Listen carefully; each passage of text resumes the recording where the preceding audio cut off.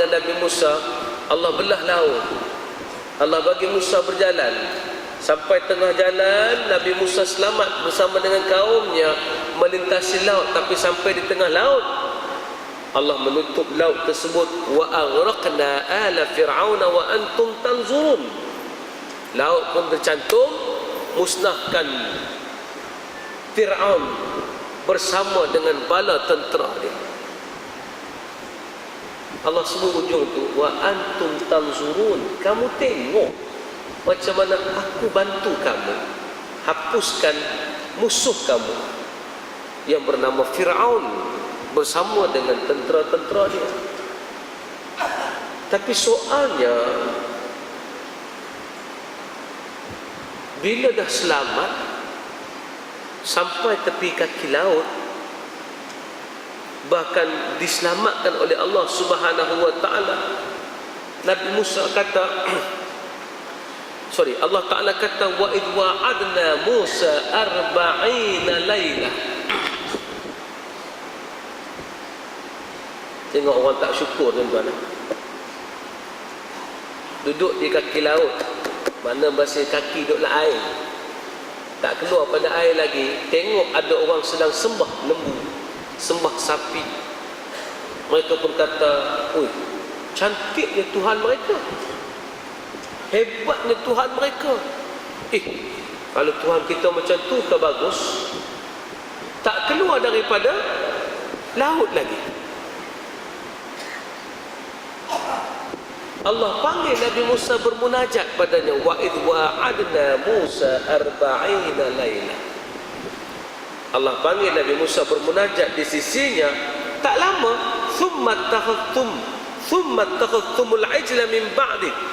Lepas tu kaum Musa pergi ambil lembu, jadikan sembahan, min ba'dihi wa antum zalimun. Maka jadilah kamu orang-orang yang zalim. Ada seorang nama Musa Nasiri. Dia inilah yang kononnya Nabi Musa dah pergi 40 hari bermunajat. Nabi Musa pergi 40 hari munajat. Dia ingat Nabi Musa tak balik dah. Mereka pun buat lembu, sembah lembu pula. Sedangkan mereka menipu. Nabi Musa baru pergi 20 hari. Sebab Musa An-Nasiri kira siang 1 hari, malam 1 hari. Siang 1 hari, malam 1 hari. So Nabi Musa pergi 40 hari. Tapi ikut hitungan Musa tadi, Musa An-Nasiri tadi, maka jadilah 20 hari itu 40 hari. Sebab tu tuan-tuan, Nabi menyebut dengan jelas, nahnu ahaqqu bi Musa. Kita lebih layak terhadap Musa daripada mereka. Kita lebih patut mengingati Musa daripada mereka, sebab kita beriman dengan syariat Nabi Musa alaihissalam. Siapa kena mengenal dengan kita? Ke mana tuan-tuan? Tazkirah ke, pengajian ke, mesti ada connection dengan kita. Kalau tak ada connecting dengan kita, tu bukan pengajian. Yang ada connection dengan kita ni adalah pertama, berapa ramai orang yang Allah Ta'ala bagi nikmat, tapi dia tak bersyukur dengan nikmat tu. Nikmat apa terbesar yang Allah Ta'ala bagi pada kaum Musa selain daripada nikmat dibebaskan daripada Fir'aun? Tuan-tuan, Fir'aun ni bangsa Qibti. Orang Qibti, Koptik, tindas orang Yahudi. Tuan-tuan, tapi tak sedar, dah selamat pun masih mengingkari Nabi Musa alaihissalam.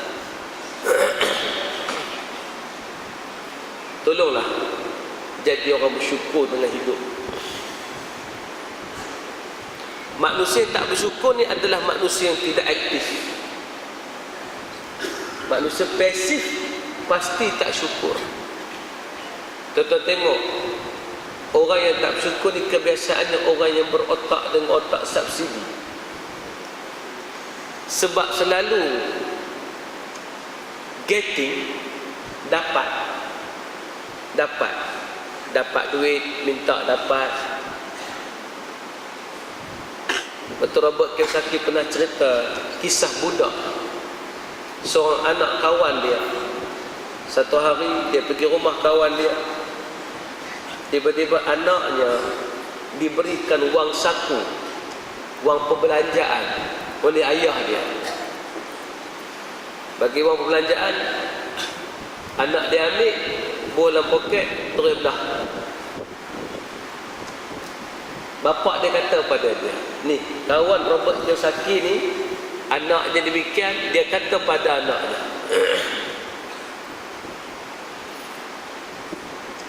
you didn't say anything, tak kata apa, sekurang-kurangnya katalah thank you. Dia kata, Papa harap saya buat apa? Taklah, sekurang-kurangnya ucaplah terima kasih. Dah orang bagi duit ni, ucaplah terima kasih. Orang bagi belanja ni, ucaplah terima kasih. Dia kata, Papa, kalau Papa nak saya ucap, saya boleh ucap terima kasih. Tapi Papa tahu tak, saya pergi ke sekolah, saya lah orang yang paling teruk, kerana wang saku saya paling kurang berbanding dengan kawan-kawan yang lain. Kawan-kawan lain dapat lebih banyak pada saya, patut saya dapat lebih banyak, dan Papa patut bagi lebih pada saya. Ini Papa bagi sikit, nak suruh saya ucap terima kasih, tapi dah Papa nak sangat, terima kasih Papa. Tuan-tuan rasa sadar dah anak macam tu? Tak apalah anak, ada bini lagu tu. Abang nak 500. Ya abang tak ada duit. Mana boleh tak ada duit? Abang bohong.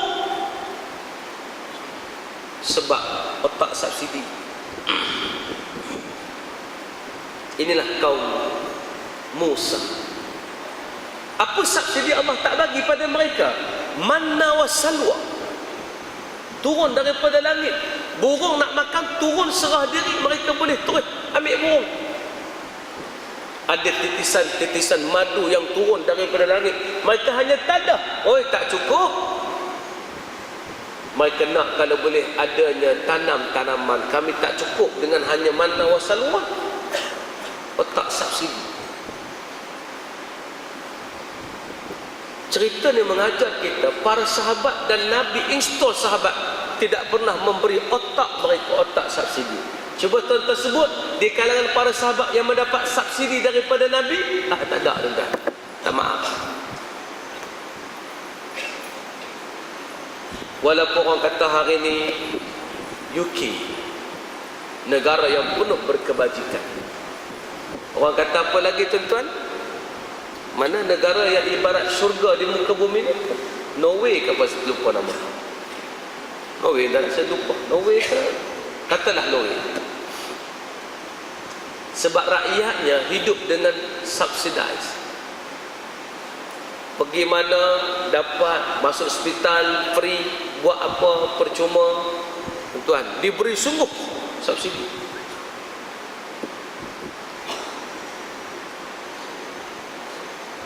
Hari ini jadi apa pada mereka tuan-tuan? Yang buat subsidi ni orang-orang berjiwa besar. Tapi lama kelamaan dah 40 tahun dia tidak lagu tu, akhir sekali negara-negara ni tak boleh membangun. Sebab orang dia terlampau manja, dan sikit-sikit nak harap subsidi, nak tunggu bantuan. Kalau tak ada kerajaan, mereka tak boleh hidup.